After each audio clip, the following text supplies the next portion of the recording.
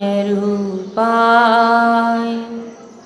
नमोस्तु परमात्मने।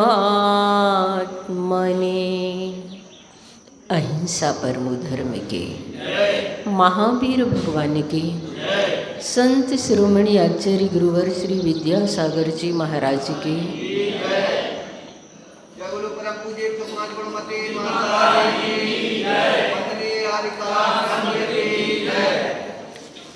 कल हमने मंगलाचरण में समझा था कि हम सम्यक ज्ञान स्वरूप स्वपर ज्ञान प्रकाशक आत्मा को नमस्कार करते हैं। वैसे आत्मा 3 प्रकार की होती है, बहिरात्मा, अंतरात्मा और परमात्मा। देह जीव को एक गिने बहिरात्म तत्वमुदा है। शरीर और आत्मा को एक मान करके जो जीते हैं, शरीर के धरातल पर जिनका जीवन शुरू होता है, उसके साथ ही जिनका जीवन व्यतीत होता है, वो बहिरात्मा कहलाते हैं। और जगन कहें अविरध समदृष्टि, अंतरात्मा के 3 भेद कर दिए गए हैं, जघन अंतरात्मा, मध्यम अंतरात्मा और उत्तम अंतरात्मा। अविरत सम्यक दृष्टि जीव जघन अंतरात्मा के अंतर्गत आते हैं और पंचम गुण स्थानवर्ती जो होते हैं वो मध्यम अंतरात्मा कहलाते हैं। दुविध संग बिन सुधोपयोगी मुनि उत्तम निज ध्यानी। और शुद्धोपयोग स्वरूप मुनि महाराज जो होते हैं वे उत्तम अंतरात्मा की कोटि में आते हैं। परमात्मा सकल परमात्मा और निकल परमात्मा के रूप में हुआ करते हैं। आज हम इस गाथा में जानेंगे कि वास्तव में हमारे अंदर कैसी योग्यता है। गाथा कही जा रही है, योग्योपादान योगेन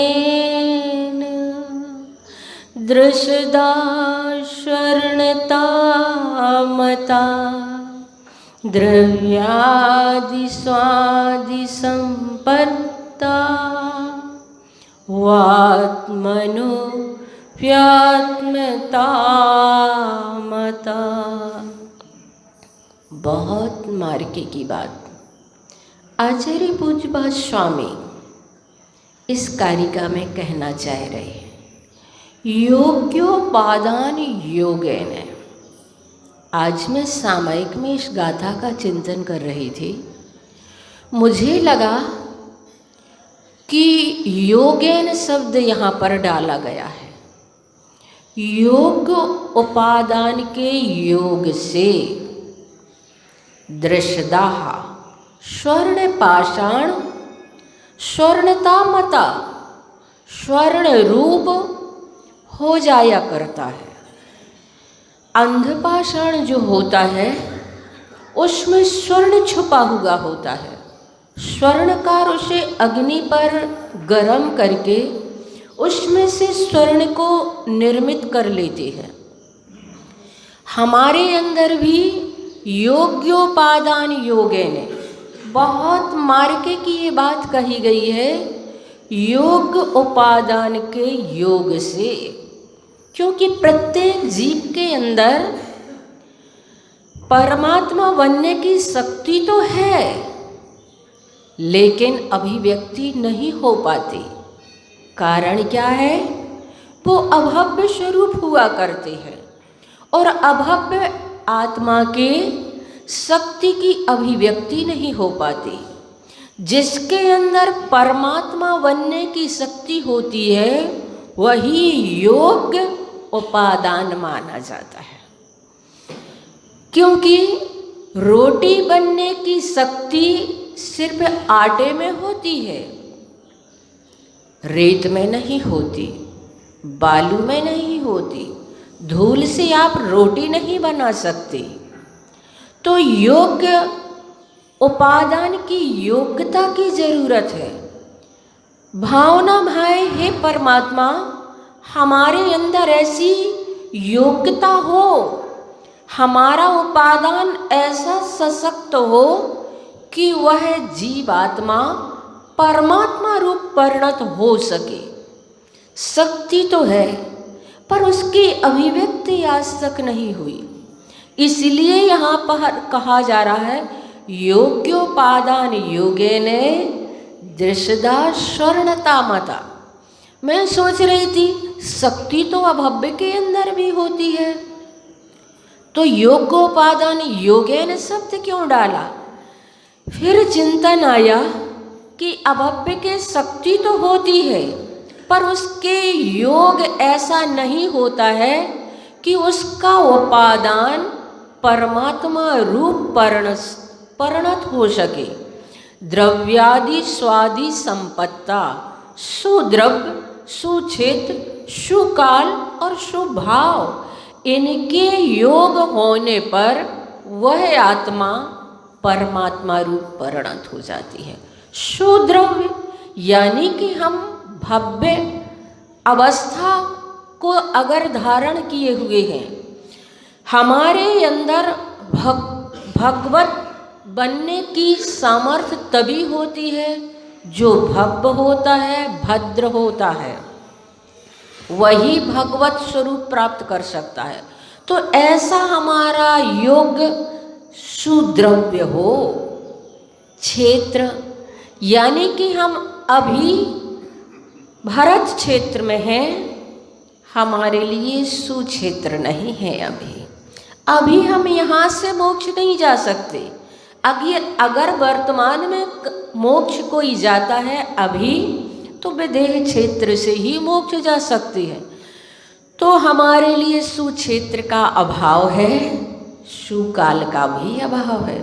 सुकाल का अभाव यानी कि पंचम काल है। सुकाल तो चतुर्थ काल माना जाता है, उसका हमारे लिए अभी अभाव है।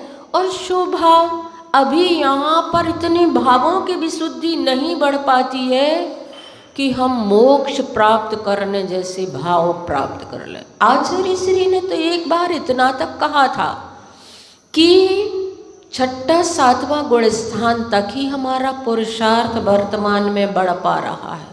हम वर्तमान में सिर्फ इतनी ही विशुद्धि बढ़ा पाते हैं कि 7वें गुण स्थान तक, अप्रमत्त दशा तक ही हम उस 7वें गुण स्थान को छू पाते हैं।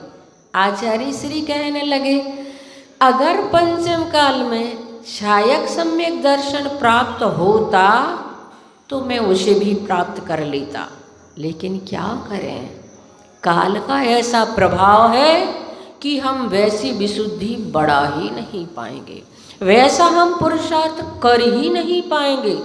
तो सुकाल का हमारे लिए अभाव है, इसलिए सुभाव भी नहीं हो पा रही है। सुभाव का होना बड़ा दुर्लभ होता है।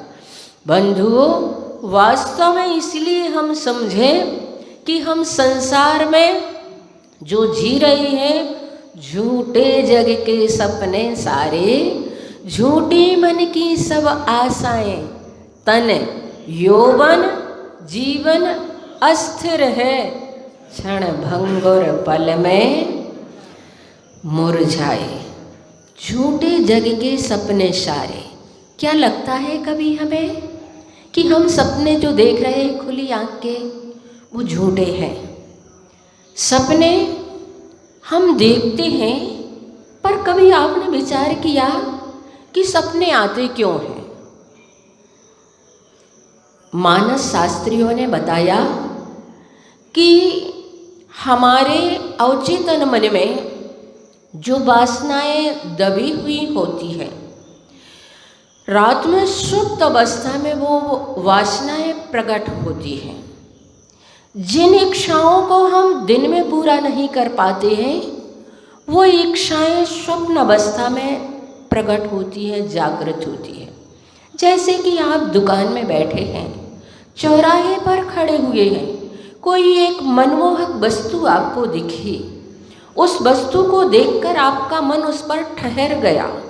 वह वस्तु तो वहाँ से निकल गई, लेकिन आपका मन उस वस्तु को देखकर विकारग्रस्त हो गया। उस वस्तु को पाने के लिए आपका मन लालायित हो गया, पर वह वस्तु आपको मिल नहीं सकती, ये तय है।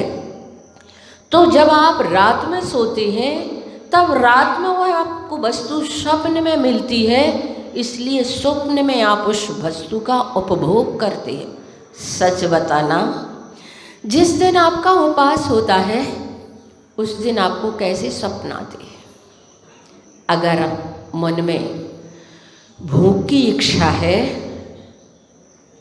और हम नहीं खा पा रहे हैं, हमने संकल्प ले लिया है, तो फिर रात में हम देखते हैं हम बहुत बड़े होटल में बैठे हैं, वहाँ पर हलवा पूड़ी कचौड़ी खा रहे हैं, गुपचुप खा रहे हैं, समोसे आदि खा रहे हैं। रात में फिर वो हमारी इच्छाएं स्वप्न के रूप में उभर करके आती है। हाँ, स्वप्न दो प्रकार के होते हैं। कुछ स्वप्न ऐसे होते हैं जो हमारी प्रकृति के अनुसार आते हैं। वात, पित्त और कफ जैसी प्रकृति आपकी होगी वैसे स्वप्न आते हैं। कुछ स्वप्न दबित इच्छाओं को पूरा करने के लिए आते हैं। कुछ स्वप्न सांकेतिक होते हैं, संकेत देने के लिए आते हैं। संकेत देने के लिए हमें स्वप्न आते हैं, वो सत्य होते हैं स्वप्न। संकेत देने के लिए आते हैं। मैंने पढ़ा कि अगर तुम्हारे लिए कृष्ण पक्ष की चतुर्दशी का स्वप्न रात्रि में अगर ब्रह्म मुहूर्त में आपने देखा तो वह सत्य और शीघ्र फल देने वाला होता है। शुक्ल पक्ष की पूर्णिमा का स्वप्न सत्य और शीघ्र फल देने वाला होता है। कुछ फल सपने ऐसे होते हैं जो बिल्कुल हमें हकीकत को बताते हैं। अभी कल परसों नरसिंहपुर से एक डॉक्टर साहब का फ़ोन आया रात के 9 बजे उषा दीदी के पास। उन्होंने कहा, दीदी पहले ये बताओ माता जी का स्वास्थ्य कैसा है? तो उन्होंने कहा, क्यों? बोले पता नहीं क्यों दीदी, मैंने आज स्वप्न देखा सुबह सुबह 5:30 बजे कि 1 नंबर माता जी 2 नंबर माता जी दोनों ही बीमार हैं। बोले मैंने बड़ी माता जी को देखा, बहुत काली काली सी होती जा रही हैं, आहारचर्या उनकी चल रही है, उनके हाथ ऊपर ही नहीं उठ पा रहे हैं। तो हम खड़े हैं वहीं, हम कह रहे हैं हाथ से ऊपर करो ना उनके हाथ को, पर वो हाथ ऊपर नहीं हो पा रहे हैं। मैंने बड़ा अजीब सा स्वप्न देखा। मुझे दिन भर बहुत मन में बेचैनी रही, फ़ोन लगाना चाहा, फ़ोन उठ नहीं रहा था। 2 नंबर माता जी को देखा, वो अस्वस्थ तो है लेकिन वो हंस रही थी। बोलो दीदी बताओ कैसा क्या चल रहा है माता जी का? तो उन्होंने कहा, भैया तुमने बड़ा सही स्वप्न देखा, ऐसे तुमने देख क्या कैसे लिया?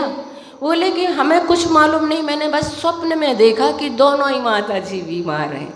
जैसे ही उन्होंने भी बताए जा रहे थे, मैं सुन भर रही थी, दीदी की और उनकी बात हो रही थी। पर मुझे लगा कि वास्तव में स्वप्न भी कितने सत्य और फल देने वाले हुआ करते हैं और संकेत बताते हैं कि कहीं ना कहीं किसी प्रकार का कुछ घटित हो रहा है। कभी कभी हम किसी का देखते हैं और किसी पर वो घटना हमें सुनने को मिल जाया करती है। तो ऐसे भी स्वप्न होते हैं जो सत्य और शीघ्र फल को बताने वाले होते हैं। मैंने पढ़ा राजा जनक एक रात सो रहे थे और सोते सोते उन्होंने एक स्वप्न देखा कि शत्रु राजा ने उनके राज्य पर आक्रमण कर दिया। वो चारों तरफ से घिर गई और जब अपने आप को बचा नहीं पा रहे थे तो सब कुछ छोड़कर और छुपकर भागे। रात भर भागते रहे,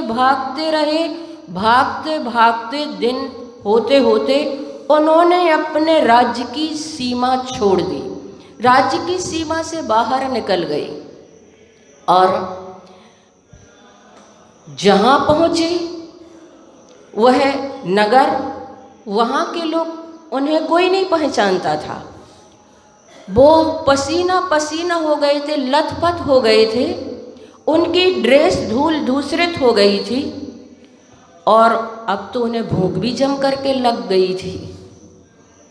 इधर उधर देखा उस नगर में तो एक जगह कुछ बट रहा था, तो लाइन में ये भी लग गए।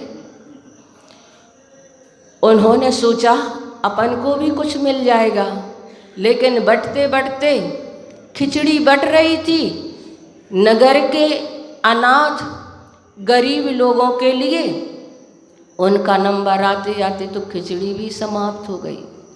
इनकी क्षुधातुर दशा को देखकर बांटने वालों ने बर्तन को खरोंच खरोंच कर एक पत्तल पर खिचड़ी रख कर के उन्हें दे दी, और जैसे ही उसे पाकर वे बैठकर एक स्थान पर खाने के लिए हुए कि कुत्ते आकर के उस पर झपटे। जैसे ही कुत्ते झपटे तो जोर से उनके मुख से चीख निकल पड़ी। रात के सुखद शांत वातावरण में अचानक महाराज के मुख से चीख का निकलना आश्चर्य को पैदा करने वाला हो गया। क्या कोई कष्ट हो गया है महाराज को? तुरंत सेवक दौड़े, महारानियां भी निकट पहुंची और राजा जनक, उनकी नींद टूट गई थी, उठकर बैठे।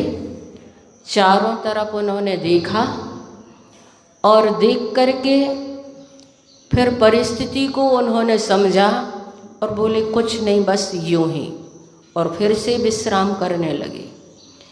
आराम करने के बाद जब सुबह उठे, राजसी वेशभूषा पहनकर तैयार हुए, राजसभा में पहुँचे। और राजसभा में पहुँचे तो राजसभा में पूरे जब मंत्री महामात्यादि सभी अपने अपने आसन पर बैठे, राज दरबार की कार्यवाही शुरू हो उससे पहले राजा जनक ने मंत्री से प्रश्न किया, मंत्रीवर, पहले ये बताओ कि मैं जो देख चुका हूँ वो सच है या जो देख रहा हूँ ये सच है? प्रसंग और स्थिति का अनुमान लगाते हुए मंत्री ने कहा, राजन, जो आप देख चुके हैं ना वो सच है, और जो आप देख रहे हैं ना ये सच है। जो आपने स्वप्न देखा था वो वंदा का स्वप्न था, सोते समय का स्वप्न था। सोते समय का स्वप्न तो घड़ी दो घड़ी चलता है, घंटे दो घंटे चलता है, और खुली आँख का स्वप्न पूरी जिंदगी चलता है। लेकिन जब हमारा स्वप्न टूटता है तब हमें हकीकत का बोध हो पाता है। बंधु, इसलिए इस कारिका में कहा जा रहा है योग्योपादान योगेन। आप अपने उपादान को ऐसा जागृत करें कि वह हमारा आत्मा परमात्मा रूप परिणत हो जाए। जैसे अंध पाषाण से स्वर्ण पाषाण से हमें वह स्वर्ण प्राप्त हो जाया करता है। समय हो गया है, इतना ही कह करके हम आज बड़े बाबा का जप करेंगे।